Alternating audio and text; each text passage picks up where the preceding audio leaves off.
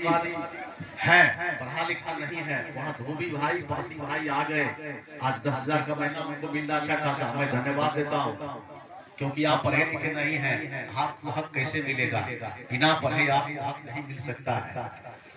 यदि आज के आपके सामने यदि मैं खड़ा हूँ, मैंने आज तक पढ़ा, मैं रात पढ़ता हूँ, मेरी डबल डिग्री, मैं इंजीनियर भी हूँ और शिक्षा में एजुकेशन से पीजी प्राप्त करा। मेरे पास योग्यता है, इसलिए मैं आपके बात बोल रहा हूँ। मैं अध्ययन कर रहा हूँ, इसलिए मैं बोल रहा हूँ। मैं राइटर हूँ, लेखक हूँ, इसलिए आपके सामने मैं बोल रहा हूँ। मैं अपनी जाति का अध्ययन करता हूँ, इसीलिए मैं आपसे निवेदन करता हूँ कि आप जगिए, अपने बच्चे में हौसला भरिए। आप उस खानदान के हैं जिसमें दीनाबंदी जन्म लिया, आप उस खानदान के हैं जिसने दशरथ माझी जन्म लिया। दशरथ माझी ने गहलोत घाटी में 30 किलोमीटर की दूरी को वो 1 किलोमीटर में बदल दिया, और 22 साल के वर्षों में लगातार मेहनत करने वाला जब तक तोड़ेंगे नहीं तब तक छोड़ेंगे नहीं।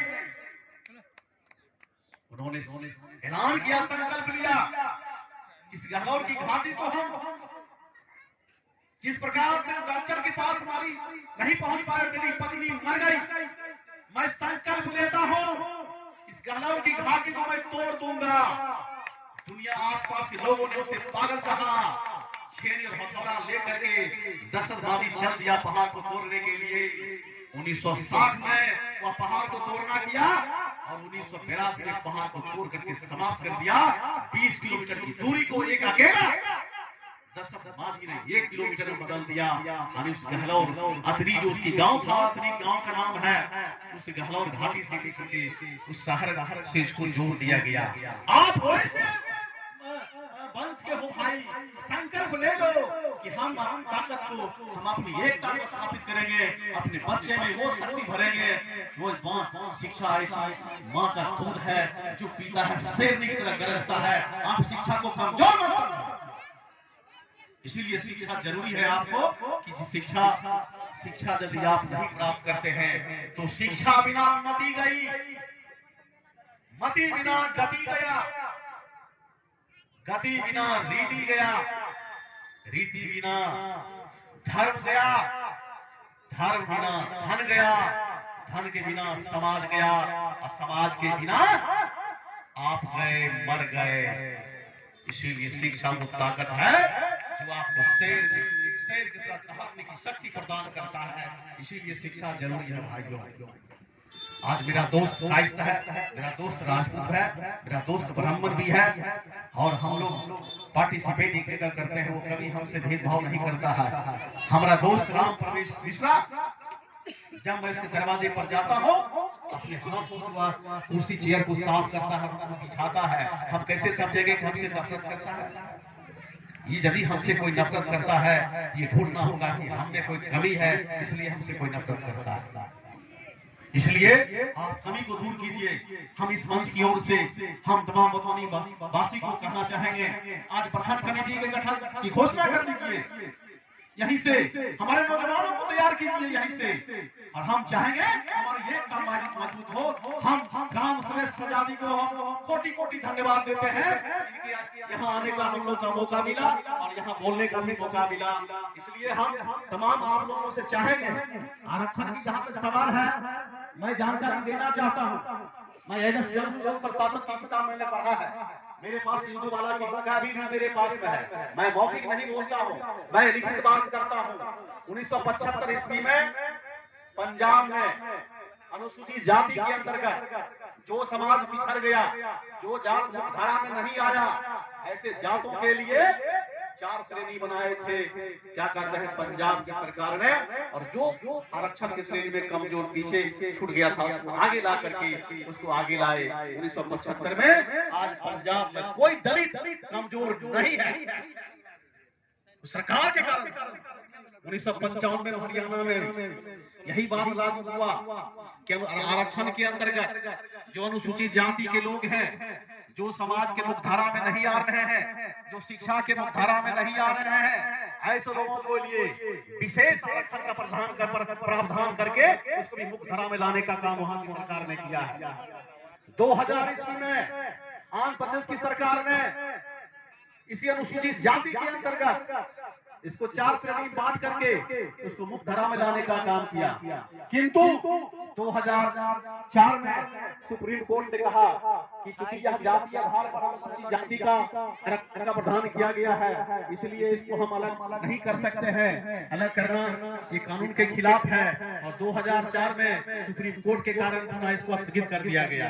किंतु 2005 में जब एनडीए की सरकार बिहार में बनी तो पिछड़ी जातियों में जो 27% आरक्षण की बात था उसको 18% आरक्षण अत्यंत पिछड़ी जाति के लिए निश्चित कर दिया गया और पंचायती चुनाव में भरपूर उसको मदद मिला और वो पंचायती चुनाव में हर जगह अत्यंत पिछड़ी जाति के लोग उस आरक्षण का लाभ उठा करके आज मस्त है, आज आगे है, आज तरक्की कर रहे हैं। इसीलिए दूसरी बात, आज हमारे देश के प्रधानमंत्री नरेंद्र भाई मोदी जी के नेतृत्व में एक रिटायर्ड जज के नेतृत्व में 4 कमेटी बनी। डॉक्टर रोहिणी जो दिल्ली हाई कोर्ट के जज थे, रिटायर कर गए, उनके नेतृत्व में एक कमेटी बनाई गई पिछड़ी जातियों में अत्यंत पिछड़ी जाति के आरक्षण सुनिश्चित करने के लिए। और वह जो है उसको कर्पूरी फॉर्मूला कहते हैं, उसका नाम दिया गया कर्पूरी फॉर्मूला। अब मैं जो कुछ बोलता हूँ मौखिक नहीं बोलता हूँ, उसके पास मेरे पास प्रूफ है, लिखित प्रूफ है, मैं रखता हूँ प्रूफ, मैं जो बोलता हूँ रखता हूँ। तो रखा गया। आज मान लेते हमारे देश के प्रधानमंत्री पिछड़ी जाति को 2 पाल करके विकास के धारा में पिछड़ी जाति को ला रहे हैं, लेकिन क्या हम अनुसूचित जाति में जो मुसहर जाति के लोग हैं आज भी धारा में नहीं है? क्या इसके लिए पहल होनी चाहिए कि नहीं होनी चाहिए? तो तमाम भाइयों हम आवाज उठाएंगे नहीं तक जब तक बच्चा रोता नहीं है, माँ उसको दूध नहीं पिलाती है। इसलिए हम तमाम साथियों से कहेंगे, ए मधुबनी के भाइयों, बिहार में 38 जिला है, 38 जिला को मधुबनी का एग्जाम्पल साबित होगा, क्योंकि यह दीना भद्री का क्षेत्र है, यह ताकत का क्षेत्र है। हौसला बढ़ाओ पटना की सरकार को कि हमको सीआर को अधिकार दे दो, नहीं तो संविधान देना, नहीं तो घोषणा करो कि किसी का आरक्षण नहीं मिलेगा। यदि किसी का आरक्षण नहीं मिलता है, हमको भी आरक्षण नहीं मिलना चाहिए। यदि आरक्षण की प्रावधान है तो आज तक हमारी मुख्यधारा में नहीं है। सर्वे हुआ था उस सब जातियों का, आज इंदिरा आवास की बात है, आज 3 जमीन की सवाल है कि सरकार ने ये मुद्दा बनाती है और वोट देकर के मुद्दा को गायब कर देती है। आज इस समाज को बसने के लिए जगह नहीं है, शौचालय की सवाल है, घर का सवाल है, हम कहाँ बनाएंगे, हम कहाँ बनाएंगे, इसकी जरूरत है। साथियों ताकत भरो, गरीब कहते हो भाइयों, हम गरीब हैं, हमरे बहुत से खुसर भाई कहते हैं गरीब हैं।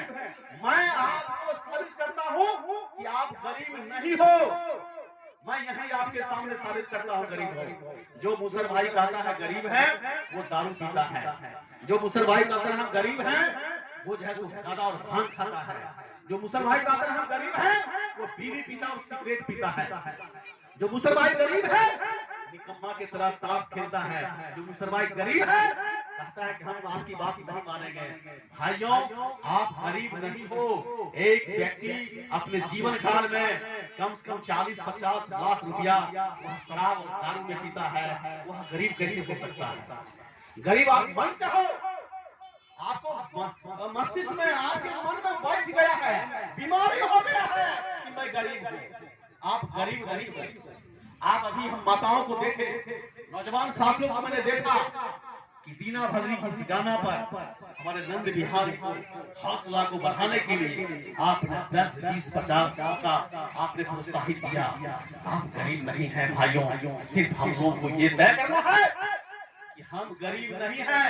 जो आदमी कहेगा गरीब है वो कभी अमीर नहीं हो सकता है, जो कहेगा हम कमजोर है वो ताकतवर कभी नहीं हो सकता है, जो कहेगा कि हम आगे नहीं बढ़ सकते हैं वो कभी आगे नहीं बढ़ सकता है, जो कहेगा कि हम जंग नहीं जीतेंगे वो कभी भी राजा नहीं बन सकता है। जंग राजा बनने के लिए जंग जीतना पड़ता है, अमीर होने के लिए संघर्ष करना पड़ता है।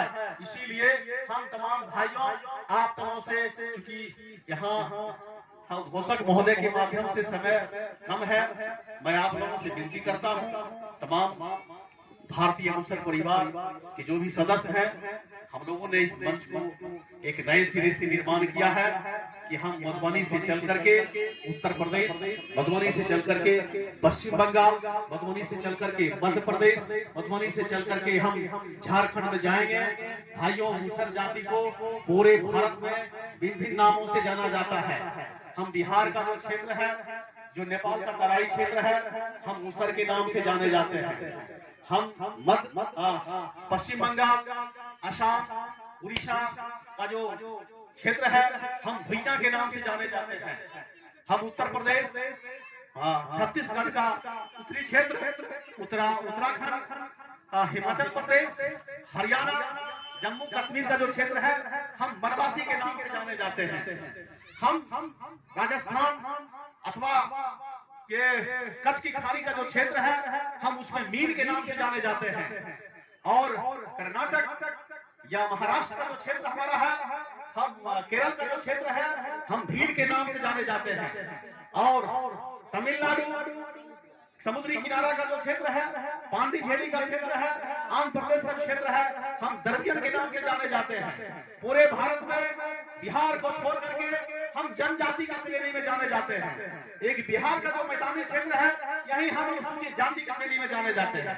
इस प्रकार से हम लोग का हर जगह विभिन्न नामों से लोग हैं, विभिन्न नामों से हम लोग भारतीय मुसहर परिवार के माध्यम से हम पूरे भारत को, संपूर्ण भारत को हम एकता स्थापित करने का हम लोग प्रयास करेंगे, काम करेंगे। और वह कार्यक्रम इस मधुबनी की धरती से प्रारंभ हम लोग कर रहे हैं। एक बार आप लोग जयकार कर दीजिए।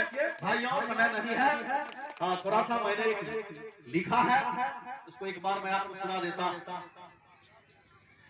मेरी दास्तां मैं लिखा था, मेरी दास्तां, मैं एक जागो मुसहर उठो समाज करके एक लेखनी लिखा था, मैं दूसरी लिखा हूँ मेरी दास्तां।